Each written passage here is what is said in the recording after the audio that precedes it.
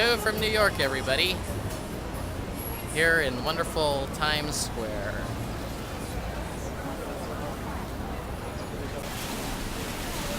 Just got done watching Young Frankenstein. It's raining here in Times Square.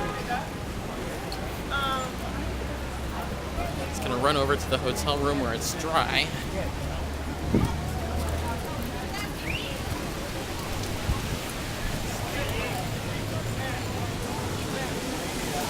It's very rainy right now.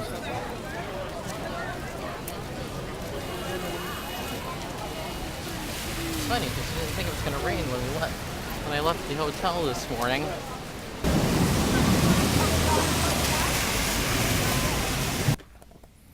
Well, it's a rainy afternoon in New York. Here I am walking through the rain after seeing Young Frankenstein, which I quite enjoyed actually, but boy, it is raining outside. Look at that.